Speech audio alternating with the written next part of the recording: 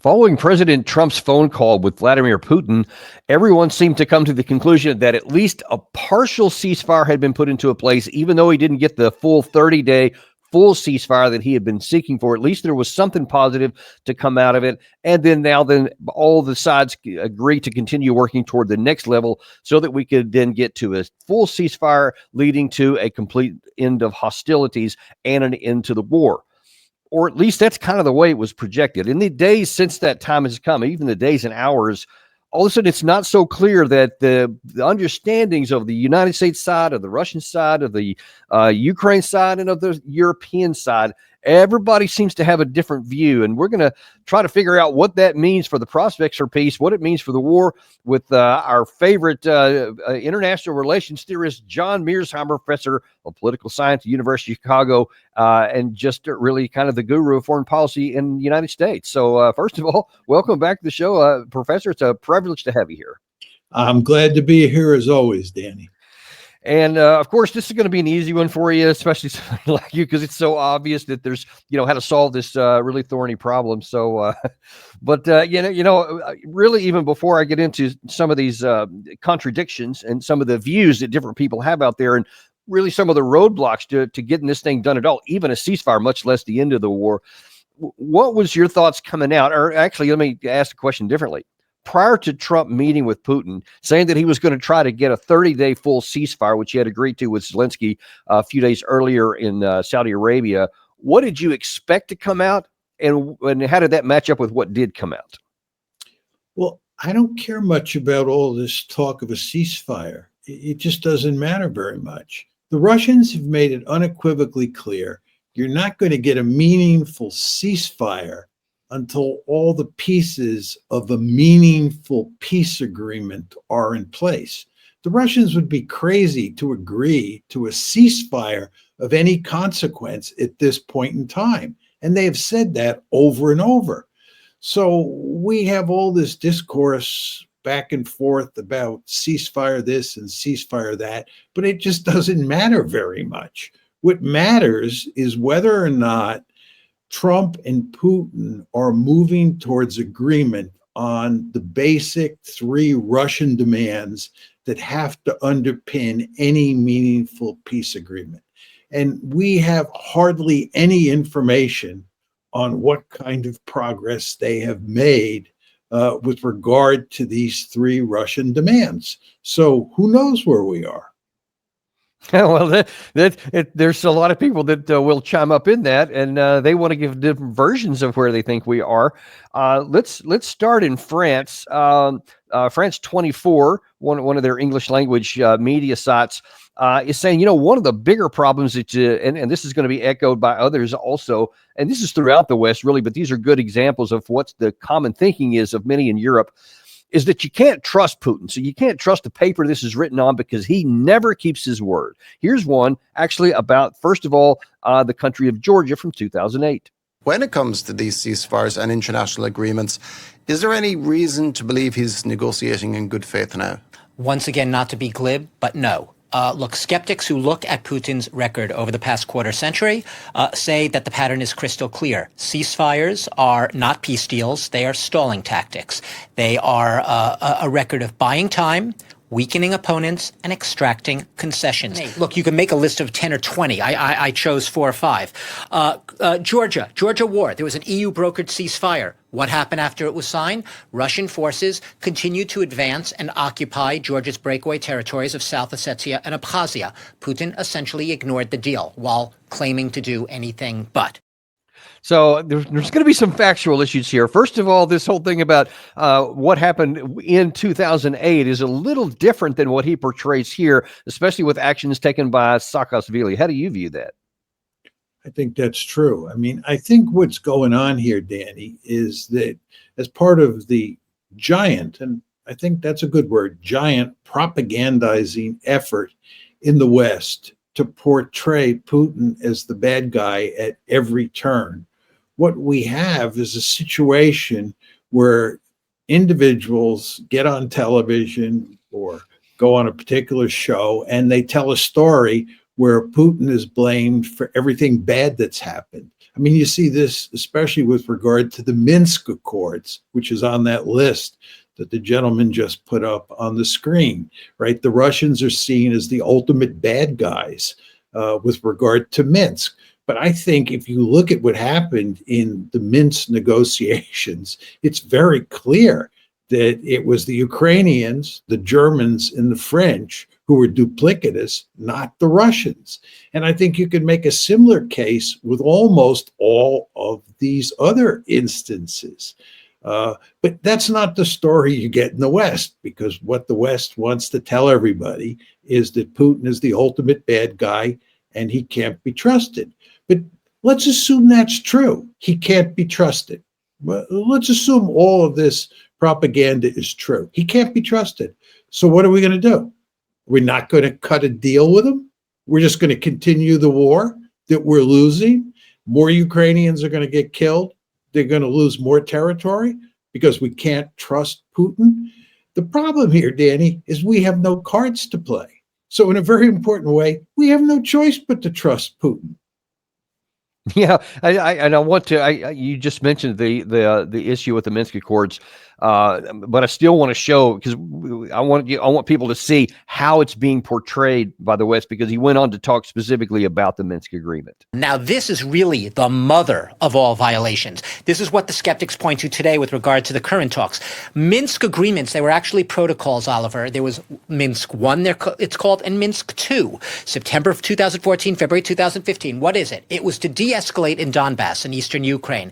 The idea was a ceasefire, the withdrawal of Russian troops and Ukrainian as well, and also heavy equipment, the disarming of illegal groups in the area, and Donetsk and Luhansk, those breakaway rebel provinces, which were helmed by separatist, pro-Russian separatist leaders, they were supposed to be decentralized and part of a negotiated deal for greater autonomy remaining within Ukraine. Minsk put no obligations on Moscow. We know the rest is history. In 2022, Putin recognized the independent republics of Donetsk and Luhansk. So I want to poke a hole at that, because of the way it's portrayed there, is that it was only Putin who didn't live up to it. You just mentioned specifically about Germany and France and the role that they played. But in my view, and I'd like your answer on this, or your comment, is that one of the absolute central parts of the entire agreement, that upon which everything else hinged, to include withdrawals and separation of forces and all that, was the requirement on the Ukraine side to change their constitution so that they gave limited autonomy to the Russian-speaking areas in the eastern part of their countries, which never took place. I agree with you 100%. That's exactly right. That is the key issue. And it was not an issue that the Russians could act on. It was an issue that only the Ukrainians obviously could act on. And they could never bring themselves to give the people in the Donbass limited autonomy, special status. And therefore, the Minsk Accords were doomed from the get-go. Furthermore, and this is of equal importance, there are 4 parties involved in the negotiations, the Minsk II negotiations: Ukraine, Russia, obviously, Germany, and France. The German leader, who of course was Angela Merkel, the French leader, who was Francois Hollande, and Peter Poroshenko, who was the Ukrainian leader. All 3 of those leaders have explicitly admitted that they were not seriously negotiating in the context of the Minsk Accords. They have said that all they were doing was stalling for the purposes of helping Ukraine arm itself so that it could fight the Russians. In fact, Putin is livid about the fact that he was bamboozled by not just the Ukrainians, but by the French and the Germans. Putin was negotiating in good faith. And it was the other three parties who were not negotiating in good faith. And this is one of the principal reasons that the Russians today say they don't trust the West or the Ukrainians as far as they can throw the West or the Ukrainians. So it wasn't the Russians who were playing games here. It was the West and Ukraine. Well, yeah, I want to continue down the road of something you said a second ago, directly related to what you just said there, is that you have these emphatic statements by these guys. And of course, like I said, this is just symptomatic. This is a simple one. There's tons of others on both sides of the Atlantic. And the people listening to this, of course, they don't, at least not a lot of them, watch the deep dive shows like this. They'll just watch their news or the 3-minute sound bites they get off of a typical package. And that's all they hear. They don't hear the other stuff. So that leads them to say, yeah, let's don't do a deal with that guy. Let's just keep pushing back. Even though, as you pointed out a second ago, there's no cards to play here. We have no alternative other than for Russia to continue fighting until they win. So this seems to me, it is setting us up, our own selves, for real problems coming down the road. Yeah, well, you're not going to get an agreement. If you buy this line of argument that we have to be able to trust Putin and the Russians, and the historical record shows that they can't be trusted, and therefore we have to continue the war, we will continue the war. And of course, this is what most of the foreign policy elite in the West wants to do. They want to continue the war. Trump, of course, is an outlier here. And if you don't get a deal, the war will go on. And as you and I have talked about many times, where's this going to lead? It's going to lead to more Ukrainian deaths. It's going to lead to more Ukrainian territory lost to the Russians. And this is going to be an even bigger catastrophe over time than it already is now. So the bottom line here is you have no choice but to trust the Russians and to try to work out a deal that accommodates them as much as possible so that they have no incentive to invade Ukraine again once you get some sort of peace agreement or some sort of frozen conflict. It's just a reflection of the realities on the ground. Well, you say we have no choice, but it appears that we do have a choice, and we're choosing to ignore reality, which can only work to our disadvantage, and definitely the disadvantage of the Ukrainian people who will continue dying on a daily basis to cover over this fiction. But that's the part that puzzles me and frustrates me, is that there should be enough rational thinking people, even if they hate Russia in the West, to recognize that there's an end game to this, that this can't just go on like this forever, and you can't wish your way to something good. I mean, I say that I think that they're intelligent, but yet I still keep seeing these things. How do you do that dichotomy between saying something that we allegedly know is not true and then seeing where this is likely to go from the Western perspective? Well, these people in the West who are advocating more war are deeply invested in this conflict. And if Ukraine loses and Russia wins, this is a devastating blow to their reputation. It's a stain on their reputation. They don't want to be seen as being responsible for the destruction of Ukraine. So their view is, if we can just continue on, maybe at some point in time the Russians will collapse or something will happen. And we will be able to reverse the tide in Ukraine. So it really is hope as a method. They just hope that what the rational objective says that this almost certainly will come out. Like they just hope that doesn't come to pass. Yeah, well, the evidence to support that, Danny, is that nobody tells a plausible story based on facts and logic as to how we stem the tide and then turn the tide against the Russians. You just can't tell that story with facts and logic at this point in time. All the facts and logic point to a Russian victory. And in my opinion, if the war goes on, the only interesting question is how much territory the Russians end up conquering. My view is that the best you can hope for is that the Russians only take those 4 oblasts in the east that they now basically control. They don't completely control them, but basically control, and the Donbass, and Crimea. That's what we should hope is the limit of Russian territorial expansion. But if you continue this war, I think the Russians are going to end up taking even more territory, which is going to be disastrous for Ukraine. And it's going to make the West even look worse than they're now going to look once we get some sort of peace settlement. Yeah, I remember on our show last year, you dropped a bombshell that you thought that it would end up being 8 provinces, not 4. And unfortunately, we seem to still be on that track. Well, I would say if I were playing Putin's hand, I'd want more territory. From Ukraine's point of view, I don't want to see the Russians take any more territory than those 4 oblasts plus Crimea. But the problem that the Russians face is they can't trust the West. They can't trust Ukraine. And they have to plan for a rainy day. They have to plan for the possibility that Ukraine and the West will come back after them in a couple of years, should you get a frozen conflict. And should that be the case, if you're the Russians, you want to control as much territory as possible. So They're very powerful strategic incentives for the Russians to take more territory. Yeah, couldn't agree with you more. One other area I want to talk about here before we shift gears into a couple of other issues related to this attempt, anyway, to get to a ceasefire and an end of war negotiations. And that was talked on British television today by Michael Clark on Sky News. And he brought up something that is, a lot of people haven't mentioned it lately, but they do periodically keep going back to it.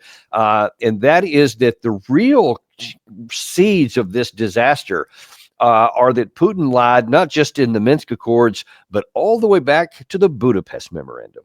The biggest one of all, I suppose, was 1994, the Budapest memorandum, which is when Ukraine gave up its nuclear weapons that it had inherited from the old Soviet Union, and Ukraine was the one country that could have used them. I mean, the other countries, Kazakhstan and Belarus, they couldn't really have done anything with the weapons that they inherited. But Ukraine had the expertise. They could have had their own nuclear force that would have worked if they'd chosen to. But they gave it up in 1994 in return for security guarantees from, guess who? Russia, America and Britain. And so the Russians drove a coach and horses through that in 2014 when they invaded and took Crimea. Britain and America just kind of pretended it had all gone away. We sort of pretended we'd forgotten that we'd given the security guarantees 20 years before. So, I mean, that was the big one. So let's there's a lot of things to pick out in there. Let's start with this first one. Did the Budapest memorandum actually provide for security guarantees that the United States and Great Britain would go to war against Russia if they were violated? No, we explicitly did not give them security guarantees.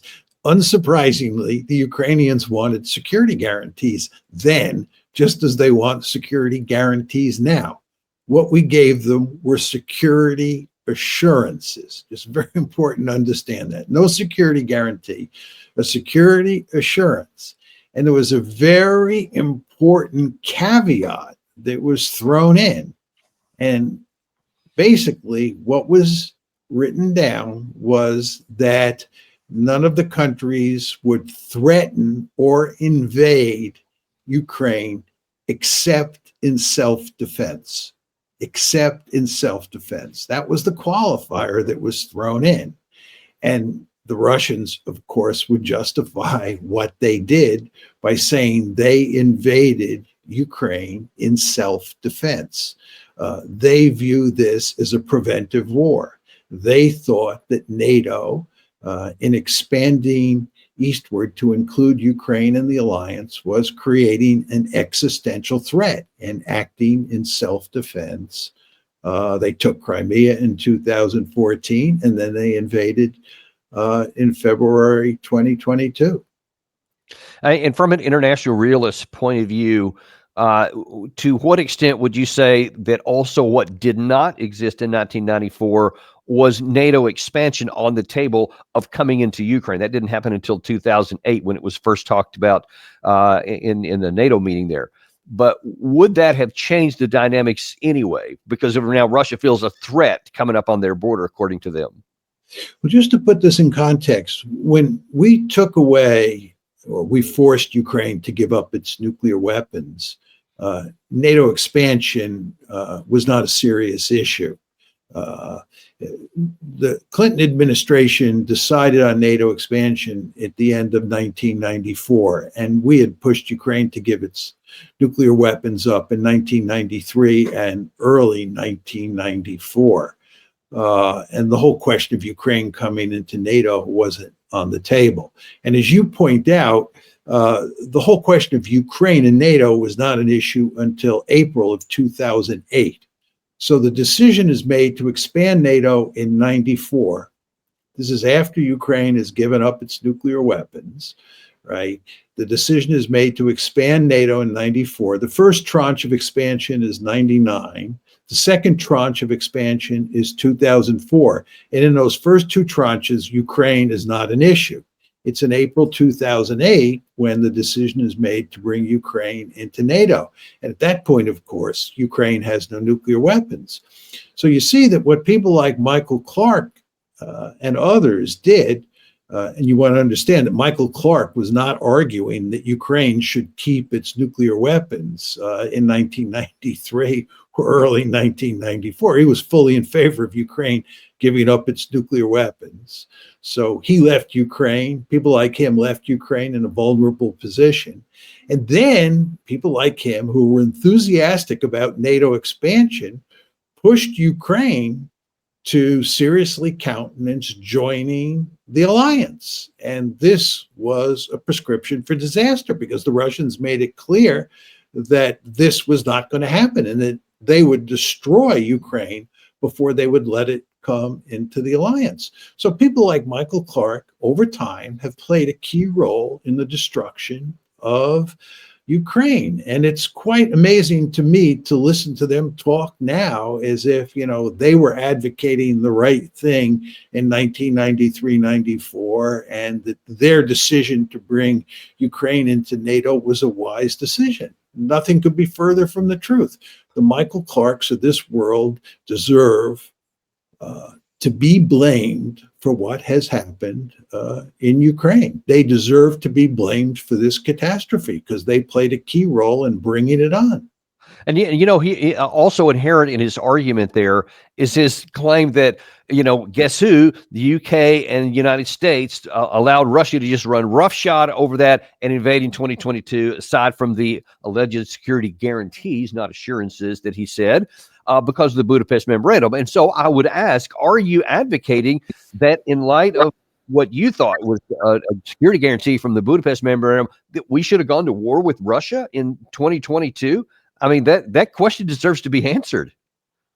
No, well, he's, you know, like most people in the West, they're perfectly content to let huge numbers of Ukrainians die so as to bleed the Russians white while we sit back and continue to lead a good life. It's very easy to argue that we should continue this war and we should continue throwing Ukrainian bodies into the meat grinder when it's not, you know, British bodies or American bodies or Western bodies more generally. That's really what's going on here. People now are arguing that Russia's this great threat and what we have to do is bleed the Russians white. And of course, we have the ideal ally to do that job. You know, always the question when you get into a war like this is who's going to pay the blood price? That's what really matters. The economic price matters for sure. But the question is who's going to pay the blood price?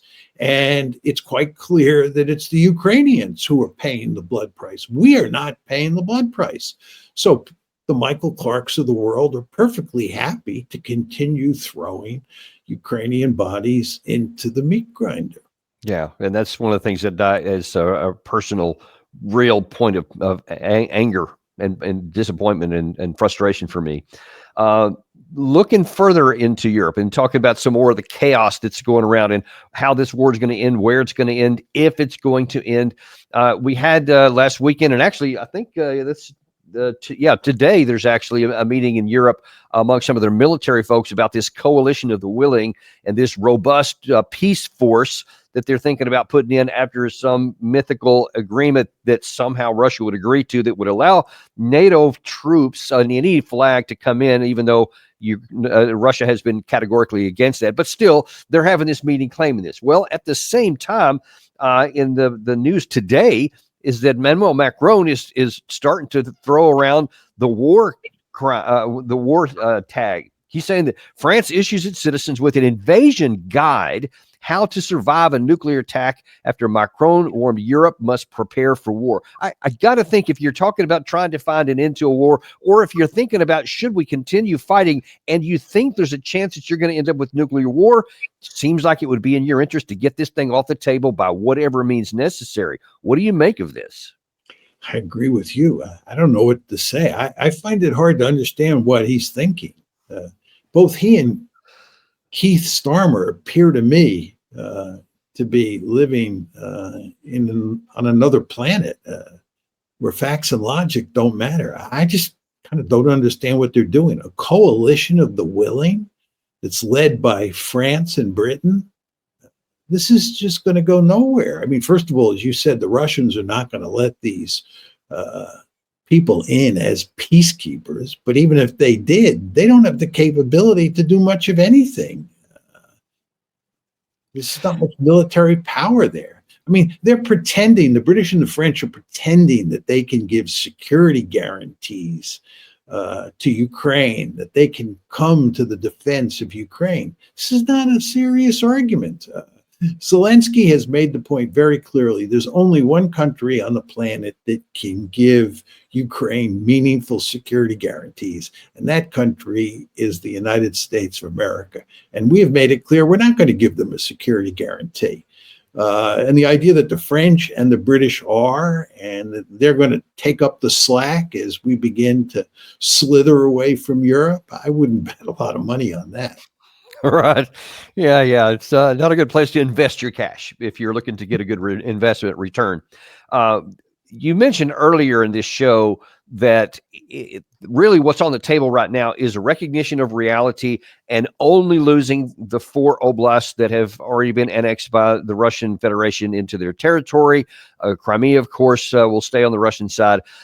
Or you can ignore reality and keep going. There is some news out of the Institute for the Study of War earlier today that gives plausibility to that and actually quantifies it a little bit based on some comments coming out of Russia. Thanks, Gary. This was today in the Institute for the Study of War, published this morning about yesterday's update. It says the Kremlin continues to demand that Ukraine cede Ukrainian territory that Russia does not currently occupy and set conditions to make further territorial demands.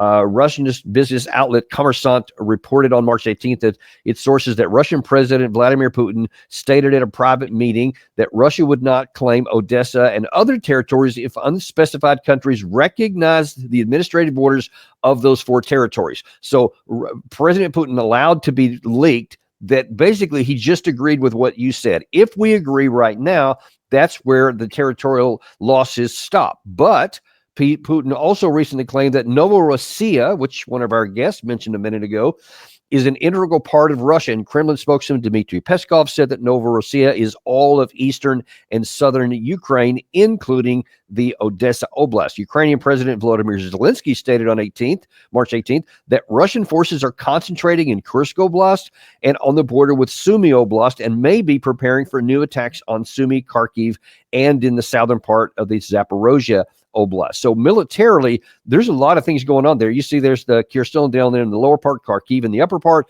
and Sumy kind of in the center of the top. There are Russian large-scale formations that appear to be poised where they could actually launch into Ukraine and to take even more territory. And one wonders if this is a signal from Moscow that we can either do it the easy way or we can do it the hard way. But one of these two things is going to come about. How do you see that? I agree. I think we, and especially the Ukrainians, have a deep-seated interest in getting an agreement in place now and making sure that the Russians don't physically control oblasts like Odessa and Kharkiv. I mean, it's just in Ukraine's interests. And the idea that they're going to be able to prevent that from happening and, in fact, roll back the Russian gains of the past few years is delusional. It's not going to happen. If anything, the Russians are on the march. Yes, they're moving slowly, but it is a steamroller, and they're likely to pick up speed moving forward. It's imperative from Ukraine's point of view, in my humble opinion, to stop this now and to cut a deal, given the 4 oblasts and Crimea are lost, but nothing else is lost. If you go on here, you're going to lose more territory. Once the Russians capture territory, it's going to be very difficult to dislodge them. And the reason is that there are powerful incentives for the Russians to keep more territory than they now have, because they have to plan for a rainy day. They have to worry about the possibility, right, that Ukraine and the West will come back after them. And in that situation, you want to control as much of the eastern half of Ukraine as you possibly can. And by the way, taking Odessa basically means that Ukraine, the rump state, the surviving dysfunctional rump state, will have no access to the Black Sea. And that will mean that that dysfunctional rump state is especially dysfunctional. And from Ukraine's point of view, you don't want to let that happen. You want to keep Odessa. You want to have access to the Black Sea. So cut a deal now. But again, you and I have been arguing this for a long, long time, and we don't even get out of the batter's box, much less to first base, making this argument. Right. There will come a day, though, when people in the West wished we had gotten out of the batter's box, because it'll be too late to undo the damage then. One of the other things that's keeping ideas like yours in mind, maybe even in the dugout, maybe not even so much at the plate, is the other portion of this. We talked about the Russian side, the U.S. side, and the European side. Well, there's also the Ukrainian side. And after Trump has said that he wants 1 or 30-day ceasefire, total ceasefire, and then at least got sort of the agreement on a limited air ceasefire in terms of hitting energy infrastructure. There's some question about whether either side has abided by that since that agreement was made. But then you had this from Zelenskyy earlier today, where he seems to imply actually nothing's been agreed to yet. Тут я сказав президенту Трампу, що цивільна інфраструктура дуже всеосяжне таке поняття, і ми домовилися, що ми з нашого боку зробимо все, щоб підготувати список об'єктів, які ми вважаємо там пріоритетними, і що ми вважаємо цивільною інфраструктурою. Ми підготуємо, і тут може бути і також різна інфраструктура, і інфраструктурні речі, як залізниця, а також ми будемо говорити про портову інфраструктуру. Я не знаю, що підтвердять партнери, але ми підготуємось до цієї зустрічі в Саудівській Аравії. Now, overnight, the Ukraine side had a very successful drone strike on Ingalls Air Force Base in the Saratov Oblast. I think it was about 700 kilometers away from the front line, where a lot of Russian aircraft take off from, where they drop these glide bombs and several other things. And so it sounds like Ukraine doesn't want to give up the ability to do that, to hit that. Now, that wasn't part of, that's some of them right there. It was apparently quite a sizable hit of some sort. So they don't want to get that. But you see that Zelenskyy is saying, well, maybe it'll include this, maybe it won't include that, but we'll talk about that in Saudi Arabia in the next meeting. So that seems to kind of drag it out too, because he seems maybe even more than the Europeans not to want to let this go. And I would ask the question, is he just delusional and so totally disconnected from reality that he somehow thinks dragging this out will work out well? But I guess it really kind of answers its own question. How do you see it? Well, there are two issues here. In terms of just dragging the war out, not reaching some sort of agreement now, he is delusional, as we have discussed. But with regard to this ceasefire, I think that this is what's going on, Danny. When Trump talked to Putin, what was on the table from Trump's perspective, as I understand it, was a general ceasefire. You remember that both the Ukrainians and the Trump administration had agreed to a ceasefire, a general ceasefire. And that's what Trump proposed to Putin.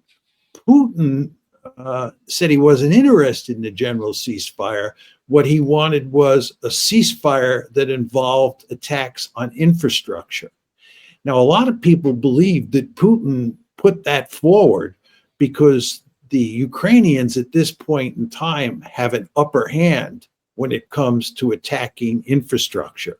The Russians have pretty much destroyed all the infrastructure they can, and there are a lot of fat targets in Russia that the Ukrainians are getting pretty good at hitting. So it's not in Ukraine's interest in this story to agree to a ceasefire that involves just infrastructure.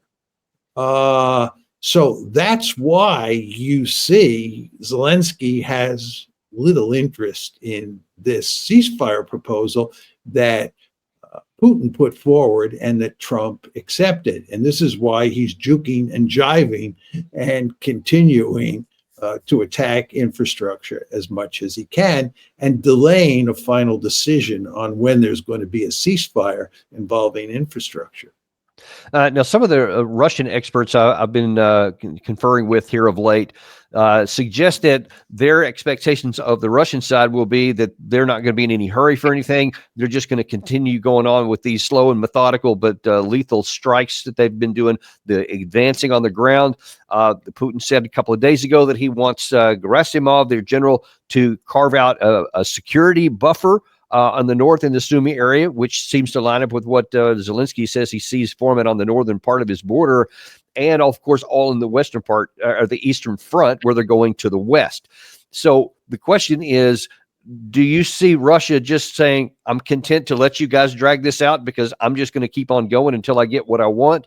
Or might his patience come to an end, and might they actually launch a large-scale offensive, which they really haven't done since 2022? Again, Danny, I think you're focusing too much on the ceasefire, which is not meaningful. The Russians are not interested in a meaningful ceasefire. The Russians are interested in a meaningful peace agreement. And until the West and Ukraine are prepared to accept Russia's key terms and move towards a peace agreement, a genuine peace agreement, there's going to be no meaningful ceasefire. So there's no meaningful ceasefire on the table. Actually, in that report, there was, I guess it was before Trump and the U.S. and the Ukraine side agreed to seek a 30-day full-on ceasefire. We had shown here where Sergei Lavrov, maybe 2 weeks before that, just categorically said there won't be any ceasefire. We're just going to we want really what you just said there. We want a complete and total end of war decision, and then we'll stop fighting, but not until that time. So now Putin has gone back and said, well, I'll consider it. But do you think that that's just gamesmanship and that they're still, that original statement is still where they are? What Lavrov said is the Russian position to include Putin. They have said this over and over. What Putin is doing is he's showing his diplomatic skills. He doesn't want to antagonize Donald Trump, who put forward the idea of the ceasefire. It was Trump's idea. He introduced this in the telephone conversation the other day. And Putin didn't want to say no ceasefire. It's not going to happen until we get meaningful agreement on genuine peace terms. Putin didn't want to do that. He wanted to throw a bone to Trump. And he did throw him a bone where he said, let's have a ceasefire that involves attacks on infrastructure. And as I said, a lot of people believe, I'm not 100% sure where the bottom line is here, but a lot of people believe that a ceasefire involving just infrastructure would be to Russia's advantage. And I think Zelenskyy thinks that. But there's not going to be a meaningful ceasefire. This is what we talk about in the media because we need something to talk about. We have this whole discourse that goes on and on and on about ceasefire this and ceasefire that. It doesn't matter. The question is, are we going to get a meaningful peace agreement?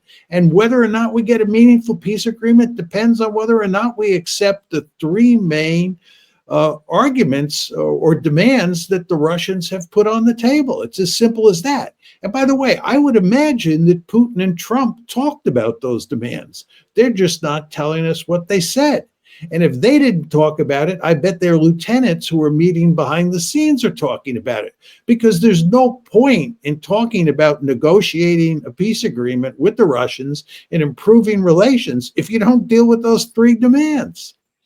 And so if that's true, and I'm certain that it is in terms of the Russian intent, then what do you expect to see on the ground while they're still talking in terms of the military? Will Russia simply continue on with the methodical, or do you think that at some point that they may bring in some of this heavier power? No, they're going to do everything they can to capture as much territory as possible and at the same time minimize Russian casualties.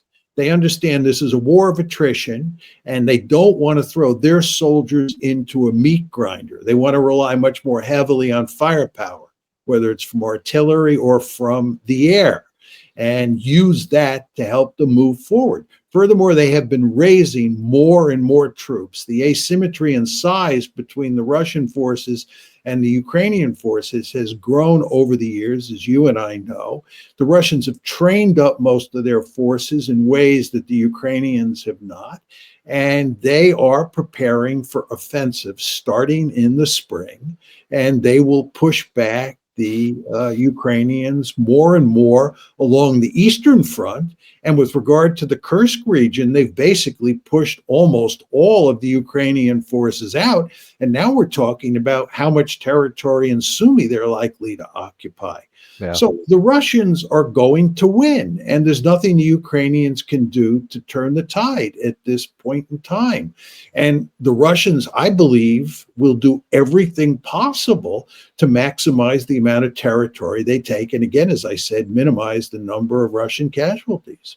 Yeah, and I think that's probably going to end up being at least along the Dnieper River up in the north, and probably to Transnistria in the south over Odessa. That would be my expectation. We'll see how it plays out.